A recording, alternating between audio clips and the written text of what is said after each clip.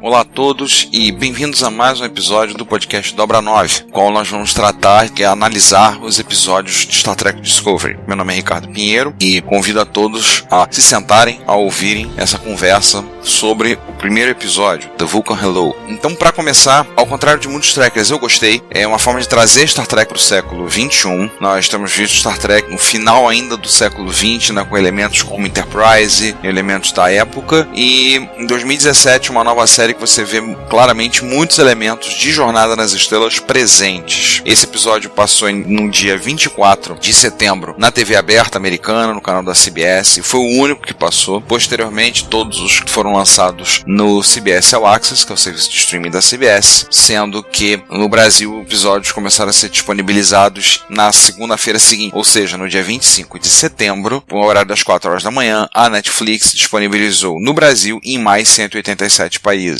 Uma curiosidade é que a Netflix disponibilizou os episódios com opções de legendas em Klingon. Sim, Klingon. A princípio, na CBS All Access não tem essa opção, só na Netflix. Eu gostei do episódio, achei interessante, uma pegada diferente. Começa de cara por termos uma mulher negra sendo a protagonista. Ela não é a capitã da nave e nós vamos ver nessa série a jornada dela. Muitos acharam estranho o nome dela ser Michael, mas Michael é um nome em inglês também usado, por exemplo, para os anjos. Na mitologia cristã, você vai encontrar o nome Michael sendo usado, por exemplo, para o arcanjo Miguel. Só que anjo não tem gênero, então não é comum encontrar um nome desse, um nome rotuladamente masculino para uma mulher, mas isso aí não é nenhum problema. Então, a frase que poderíamos destacar é uma frase da capitã Philippa Georgiou falando com a sua primeira oficial: a frota estelar não atira primeiro, isso é tudo imediato. E aí mostra claramente alguns dos conflitos que veremos no episódio. Então, vamos a uma breve resenha. O episódio começa não dentro de uma nave estelar da Federação, não mostrando a princípio a protagonista e com quem está com ela, mas começa dentro de uma nave Klingon, onde o líder dessa nave, o nome T'Kuvma, o ator é o Chris Obi, é um ator inglês, e começa fazendo um discurso e ele evoca a mensagem de Kahless. Kahless é o maior dos profetas dentro da história dos Klingons. Talvez se aproxime do que seja Maomé para os muçulmanos ou Moisés para os judeus. Maomé, para os muçulmanos, ele não é uma divindade, ele não é o filho de Deus como é a figura de Jesus Cristo para os cristãos. Maomé é o maior dos profetas. E Kahless é visto dessa forma. T'Kuvma começa o discurso tentando promover a união do povo, lembrar que os Klingons são divididos em casas, e por ocasião desse episódio são 24 casas Klingons. Ele é um excluído, líder da sua casa, que não é considerada, e ele está lá num sistema de estrelas binárias, na fronteira do espaço da Federação. Ele faz um discurso de união e se unir contra o oponente, a Federação. Podemos ver claramente elementos no T'Kuvma de um fanático religioso, um fundamentalista do pior tipo. E aí você já vê um primeiro elemento de Star Trek. Cortamos, nós chegamos a um planeta desértico, habitado por um povo primitivo, chamado os Crepusculanos, onde a capitã Philippa Georgiou, interpretada pela Michelle Yeoh, e a sua primeira oficial, o tenente-comandante Michael Burnham, interpretada pela atriz soneca Martin Green, estão caminhando. Elas estão tentando evitar o primeiro contato com eles, primeira diretriz, ou como elas falam, a Ordem Geral 1. Assim diz a primeira diretriz em Jornada nas Estrelas: é proibido a todas as naves e membros da frota estelar interferir com o desenvolvimento normal de uma cultura ou sociedade. Essa diretiva é mais importante que a proteção das naves ou membros da frota estelar. Perdas são toleradas, caso sejam necessárias para a observação dessa diretriz. Então, tem um poço que não está minando água e uma tempestade de areia está chegando. Essa tempestade vai durar 89 anos e a intenção delas é furar o fundo do poço para poder atingir o lençol freático e com isso termos água para eles.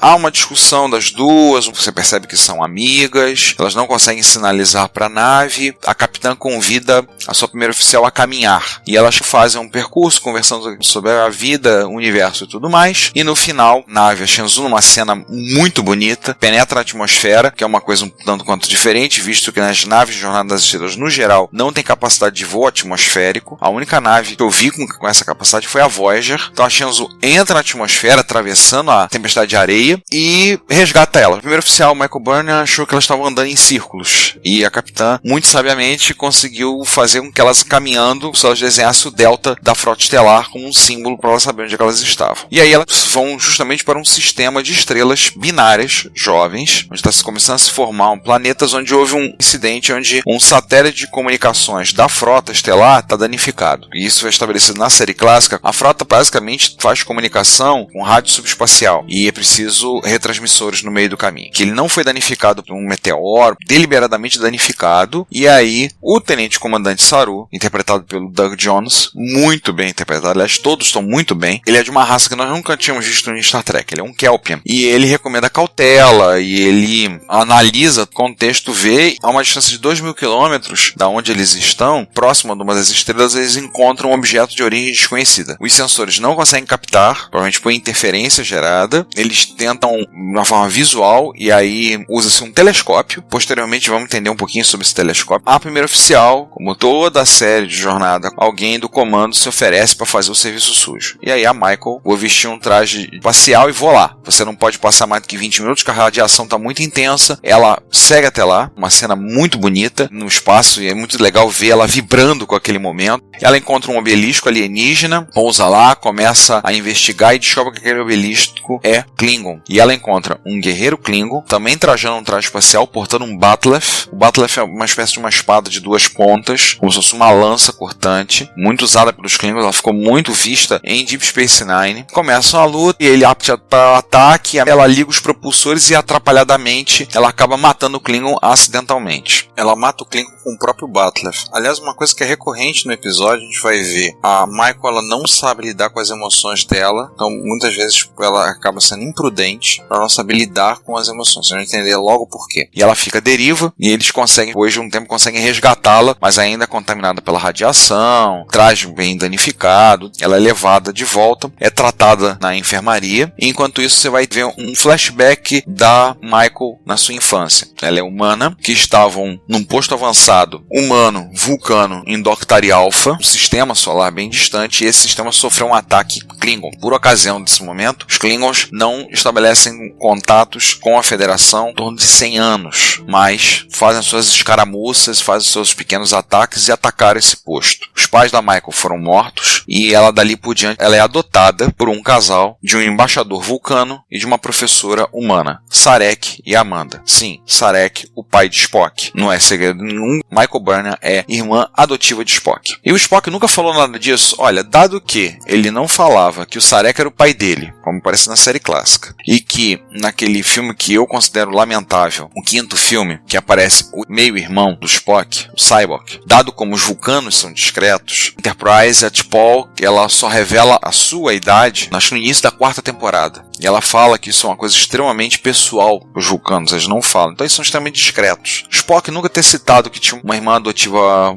humana, não é nada de espanto. E esse trecho que nós temos, flashback, ela estudando na Academia de Ciências de Vulcano, na criança, estudando lá. Então aqueles poços que nós vemos no filme de 2009, da Kelvin Timeline, onde aparece o Spock sendo questionado, com coisa por cima, falando, respondendo, igualzinho. Então ela volta, 3 horas depois do tratamento, ela sai com o tratamento incompleto, com marcas no rosto, sai correndo para falar com a capitã e fala, olha, são Klingons, temos que impedi-los. E então fica meio assim, peraí, não é bem assim, vamos com calma. Não vemos Klingons há 100 anos, são Klingons, mas a capitã confia muito no seu primeiro oficial. Há uma relação ali de mãe e filha, e elas bolam um plano para fazer com que eles se revelem. Eles ameaçam tentar destruir o obelisco com as armas da nave, da USS Chenzhou. Aparece uma nave gigantesca, muito próxima, e aí os Klingons não estão lá muito afim de conversa, nós estamos querendo partir para a guerra mesmo e que se dane. Aquele Klingon que foi morto pela Michael era o que a gente chama o portador da chama, o Torchbearer, que seria a princípio, queremos talvez o sucessor do T'Kuvma e aquele que acenderia o farol de Kahless. O farol de Kahless é um ponto estratégico onde ela acenderia e enviaria uma mensagem a todas as casas Klingons e todas se reuniriam naquele ponto. Seria uma forma de convocar todos os Klingons à união. Dado que são uma sociedade muito belicista, muito combativa, é de se imaginar que eles não viviam em paz entre eles. Então a ideia que ele queria era tentar unir todos. E ele ser aquele que liderasse o povo Klingon na luta contra a Federação.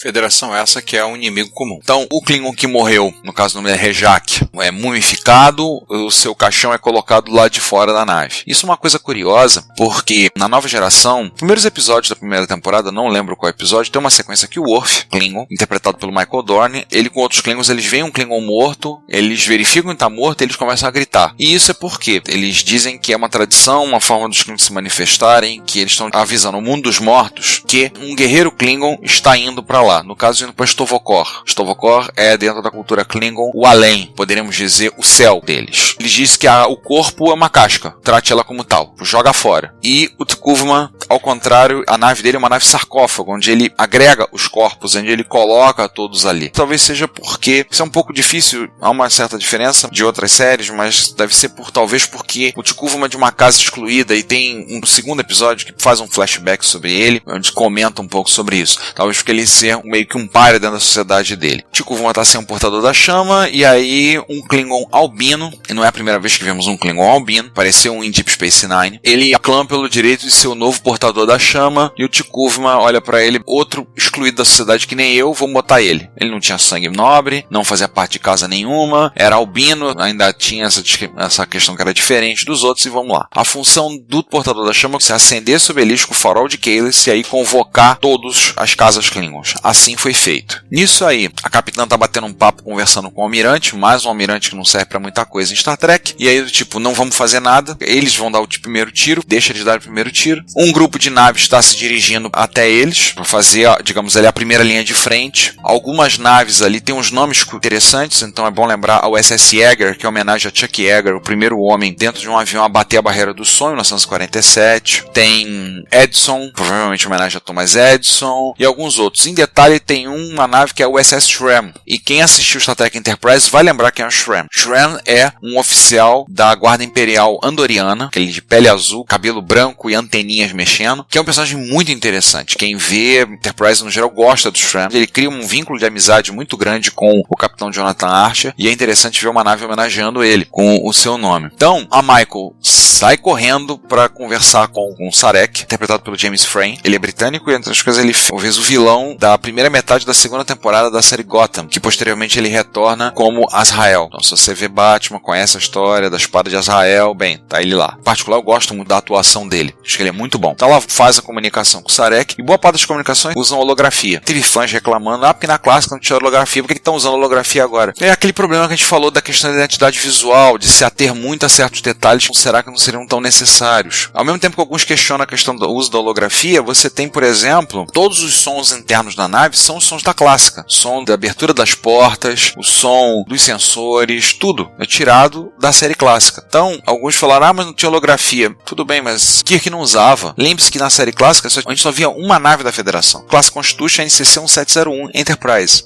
Porque eles não usavam holografia no contato. Tá, isso não sei se prende tanto. Eles só usavam um porque não tinham dinheiro para fazer outra nave. Qualquer outra nave da Federação que aparecia era uma classe Constitution, como foi a Defiant, como foram outros foram citadas. Você não via outras classes. Às vezes é um preciosismo que alguns acabam pegando, que eu em particular eu acho bobeira, acho besteira. Então ela vai conversar com o Sarek, pega e conta uma história. Há 240 anos antes, ou seja, pelas contas, no ano de 2016, houve uma escaramuça entre Klingons e Vulcanos, e os Vulcanos agiram da maneira mais lógica. Isso foi em Atória. Eles avaliaram, olharam os Vulcanos, viram lá, e o que nós vamos fazer? Atiramos primeiro. Por isso o nome do episódio é The Vulcan Hello, ou o Olá Vulcano. Eles atiraram primeiro nos Klingons, aí dessa forma eles mostraram para os Klingons que eles deveriam ser respeitados. Então os Klingons passaram a tomar cuidado. Daí a Michael resolve convencer a capitã a fazer a mesma coisa, e a capitã diz não. É a frase que eu falei lá no início. A Federação não atira primeiro. E o que ela faz? Ela se amotina. Aplica uma pinça vulcana na capitã, volta para a ponte, ordena o ataque, e na última hora, tá, que a capitã sai com o phaser na mão apontado para ela e diz, para. E nesse momento chegam os reforços Klingons, e aí começa a pipocar a nave Klingon ali aparecendo, e o episódio acaba aí. De daí vai pro CBS All Access. O que vai acontecer depois, a gente vai ver. Bem, alguns comentários. Um piloto de Jornada nas Estrelas é uma coisa muito complicada, porque você tem um fandom muito apaixonado, e fã de Jornada é assim, você mostra o dedo, o cara quer ver a mão inteira. Ele quer ver, quer investigar e quer especular por que é daquela forma. É complicado por isso. Segundo, e aí vai qualquer piloto de série, você tem que ao mesmo tempo se importar com os personagens, tem que criar uma empatia do espectador com os personagens. Se não se criar essa empatia, pra que eu vou ver a série? O que me interessa ver a série? Como eu disse já antes, o interessante é atrair quem não é fã. Quem é fã vai ver nem que seja pra falar mal, mas quem não é fã de jornada tem que se interessar em ver. Tanto que eu tenho feito uma discreta campanha com algumas pessoas falando, pô, aproveita, tá no Netflix, senta lá e assiste, acho que você vai gostar. Não sei nem se a pessoa vai gostar mesmo, mas aumenta a visibilidade. Ao mesmo tempo, você tem que ter elementos, criar familiaridade e interesse pelos personagens, criar empatia com os personagens, e ao mesmo tempo, você tem que trazer coisas novas, senão você vai se tornar repetitivo. Tem muitos fãs que estão reclamando, falando, estão mudando muita coisa, mas se tornar repetitivo para ver uma nova nave igualzinha ao que foi feito nos anos 90, gente, por favor, tem que mudar um pouco. Tá, eu entendo que o controverso dos fãs que muitos reclamam é por conta do período histórico. Muita gente fala, tinha que ser a série depois de Voyager, no século 25. Olha, seria muito bom. Eu admito, seria muito legal. Mas não ia ser viável nesse momento. Star Trek está há 12 anos longe da televisão. Como eu falei no primeiro episódio, se você falar para as pessoas sobre Jean-Luc Picard, Catherine Janeway, Benjamin Sisk, o pessoal não reconhece. Falar no Kirk, Spock e McCoy, todo mundo sabe. Então eles estão trazendo similaridades, trazendo proximidade, claro, uma proximidade um tanto quanto perigosa, mas eles estão trazendo proximidade para você com isso se aproximar da série e aí com isso poder trabalhar isso melhor e trazer fãs novos para que possam ver e se interessar. E não nos esqueçamos, gente, a CBS é uma empresa, a empresa tem que ter lucro. Como tá Hollywood inteira, eles estão partindo para o que é mais cômodo. Arriscar jogar agora uma série no século 25 não dá. Por mais que eu gostaria, não dá. Eles não vão fazer isso. Então eles vão partir para uma solução mais próxima, mais pé no chão. E outra coisa, Gene Roddenberry sempre deixou claro que os humanos no século 23, ali dentro do universo, não tem mais conflitos entre eles, que é uma grande forma de engessar os roteiros. Se ele trabalha com um período histórico anterior, dá para você criar conflitos entre humanos. Então, estão tentando dar um jeito. E como eu sempre falo, dinheiro quer tranquilidade para render. Então eles estão partindo por uma solução que seja mais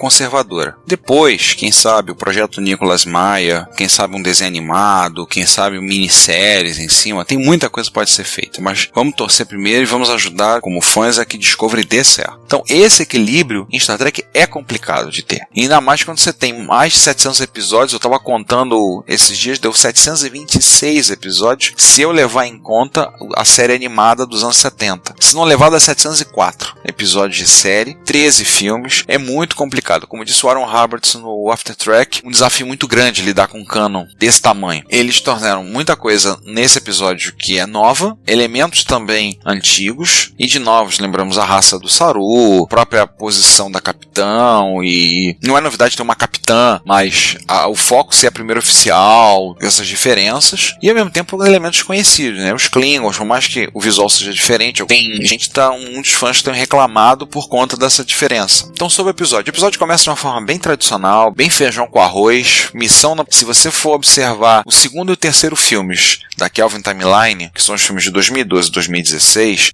que mostra, por exemplo, da Enterprise acontecendo ali, é bem parecido. A ideia, estou dizendo que são iguais, são parecidos. Uma das coisas que é interessante aí que você tem de elemento tradicional é a discussão entre a capitã, a primeira oficial e o oficial de ciências. Então os três ali discutindo, lembram muito Kirk, Spock e McCoy. A lógica, o ímpeto e o meio termo. Lá vamos nós. E aí você tem, no episódio tem o que a gente já falou, o T'Kuvma, que se entende como uma reencarnação de Kahless, o novo Messias. Isso, em qualquer cultura, é muito perigoso. O mais comum do que parece é só ir lá em Jerusalém que você vai ver o pessoal tendo o síndrome de Messias, achando que é uma, entre aspas, reencarnação de Jesus Cristo. Ali a situação é bem diferente. Mas ali é uma questão de fronteira. A Michael queria atacar os Klingons para fazer com que eles se posicionassem, para fazer com que eles respeitassem a Federação. Eles estão numa luta de fronteiras. E muitas das guerras começam em lutas de fronteira. Até hoje existem escaramuças entre países na América do Sul, questões relacionadas à fronteira. Se eu não me engano, Chile e Peru tem uma discussão, envolve uma parte do deserto do Atacama. Mas isso aí envolve mais geografia e política internacional do que ficção científica. Então daí eles começam a ter essa escaramuça toda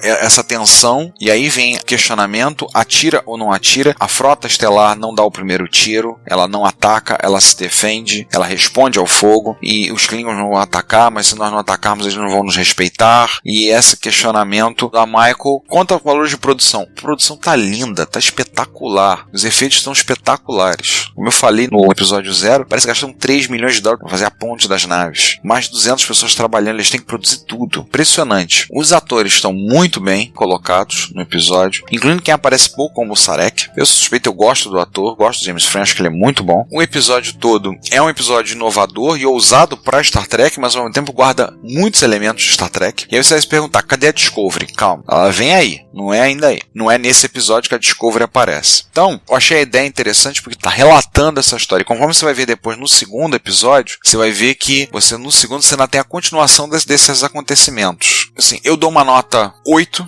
pro episódio. Alguns detalhezinhos, vamos para as trivias, porque a gente tem que fechar porque já está ficando muito grande. No início fala a data estelar 1207.3 e a Michael grava no diário falando pelo calendário da Terra 11 de maio de 2256, um domingo. O dia tá lá. Data estelar é uma questão meio controversa em Star Trek porque sempre o valor foi mais chutado do que calculado. E aí os fãs trataram de montar uma maneira, uma fórmula para calcular, assim como velocidade de dobra. E eu vou confessar a vocês que eu já tentei interpolar a equação para calcular a velocidade de dobra. É complicado porque a coisa é meio chutada e ainda muda a escala, passando para outra série. Por exemplo, da série clássica para nova geração muda a escala. Curiosidade, a nave Shenzhou, o nome é Nave Divina em mandarim, acho que eu já até comentei isso com vocês, e ela é uma nave classe Walker, homenagem a Joe Walker, um piloto de testes da NASA que pilotava o caça X-15 nos anos 60. Para quem conhece mais, a nave lembra muito uma nave classe Akira, com a curiosidade que a ponte é embaixo da seção disco, não é em cima. A capitã cita uma colônia andoriana, essa colônia andoriana já apareceu antes no Star Trek 2, sim, no teste do Kobayashi Maru. Eu não vou explicar o teste do Kobayashi Maru hoje, é muito próximo da zona neutra Klingon. Então a Federação tem basicamente duas zonas neutras, a zona neutra Romulana e a zona neutra Klingon. A zona neutra Romulana foi estabelecida pelo Tratado de Paz de Algeron, que foi todo negociado e assinado fazendo uso de rádio subespacial. Isso nós vemos no episódio Equilíbrio do Terror, 14º episódio da primeira temporada da série clássica. O Tiguma fala sobre a Frota Sombria, seriam os corpos, os cadáveres dos Klingons. Isso foi tirado de um livro de Star Trek, o livro The Final Reflection, um livro de 1984. A produção, no geral, está sendo feita em Toronto, no Canadá, mas algumas sequências estão sendo rodadas em Los Angeles. Por exemplo, o voo da Michael Burnham, feito com um traje espacial, foi rodado no estúdio da Paramount em Los Angeles. Esse episódio originalmente era mão do Brian Fuller, mas teve o Akiva Goldsman, que é fã inveterado de jornada. Ele meteu a mão dele, deu uma acertada, algumas mudanças no roteiro e que vem para o próximo episódio? Bem, o próximo episódio chama-se a Batalha das Estrelas Binárias. Então supõe-se que vai ter guerra entre Federação e Klingons. Como isso vai acontecer? Nós vamos ver isso no próximo episódio. Para fechar então, eu achei um episódio muito bom. Como eu falei, elementos de produção muito impressionantes. Tem algumas coisas que são estranhas, muito lens flare, que a gente comenta, muita luz piscando. Por mais que o farol de Kahless acenda aquela luz toda, não é o único momento que tem. Eu achei a ponte muito escura e a ponte muito grande. Achei curioso que a ponte da nave é imensa, gigantesca. Quando você vai, por exemplo, para o cenário da clássica, ou mesmo cenário da nova geração, são cenários bem menores. Mas a ponte é muito grande, muito escura. Eu achei os elementos muito bonitos, as coisas, os detalhes que colocaram, tela, tentando atualizar isso aí. Eu tenho uma teoria, que eu vou deixar para falar depois do segundo episódio. Não é uma teoria sobre a série, mas uma teoria sobre o que eles estão pensando dali para frente. E é um episódio que foi muito bem recebido pelos não fãs, pelos fãs de uma forma tanto quanto dividida. Tem fãs que adoraram, fãs que odiaram, e aí isso é a justa medida de Star Trek. Tem gente que ama e odeia na mesma intensidade. Acho que vale a pena, se você não viu, senta e assista. Assista a jornada da logicamente ilógica Michael Burnham. A gente vai ver ela agindo muito por impulso. E o Saru é muito interessante, as maquiagens estão muito bem feitas. No caso do Saru, um detalhe rápido, ele é um Kelpian, no planeta dele natal só existem duas raças, os predadores e as presas. Ele é das presas e a raça dele é preparada geneticamente para sentir a aproximação da morte. Então você vai ver e aparecem algumas vezes os gânglios de perigo dele na nuca saindo como se fossem alguns tentáculos, embora que aquilo ali é uma manifestação física do medo ele está sentindo naquele momento. Os Klingons estão meio estranhos porque a gente está acostumado, era fácil até resolver. Espero que eles façam referência aos Klingons que tinham na clássica e aos Klingons que tinham na nova geração, Deep Space Nine, para poder manter algum equilíbrio nisso, para o pessoal chiar menos. Vamos ver. E vou encerrando encerrando por aqui, porque senão eu estou falando já demais. No próximo episódio vamos falar sobre a Batalha das Estrelas Binárias, e eu convido a você a ouvir outros podcasts que estão hospedados aqui na Combo, o Fala Séries, ao qual eu participo esporadicamente, Dimensão Nova e todos os outros podcasts. A Combo é um coletivo de podcasts onde há muito material para diversos gostos, para quem gosta de quadrinhos, gosta de séries, música, notícias em geral. Convido vocês a ouvirem. Na Combo, o site é comboconteúdo.com, e se você tem curiosidade na área de computação, informática e também história da computação, convido você a nos visitar no Retrocomputaria, www.retrocomputaria.com.br, que é um podcast que eu cometo com mais 4 mentes em baixa resolução. Então nós 5 fazemos um podcast que falamos sobre retrocomputação. Não como nostalgia, mas também como hobby, como levantamento e curiosidades a respeito da história da computação. Então a gente trata de computação dos anos 1970, 1980, 1990. Convido você também a nos conhecer, nos ouvir lá também. Então é isso, gente. Por hoje é só. Estamos encerrando aqui o Dobra 9. Voltamos no próximo episódio número 2, falando do que vai acontecer nessa pancadaria toda. Até mais. Obrigado por assistir esse vídeo. Deixe o seu comentário e também aquele like. Assine o canal para saber o que estamos fazendo e temos a nossa comunidade também no Discord. Se você achar que merecemos, ajude através do Pix. Aqui tem outros vídeos para você continuar acompanhando. Até mais, amor e paz.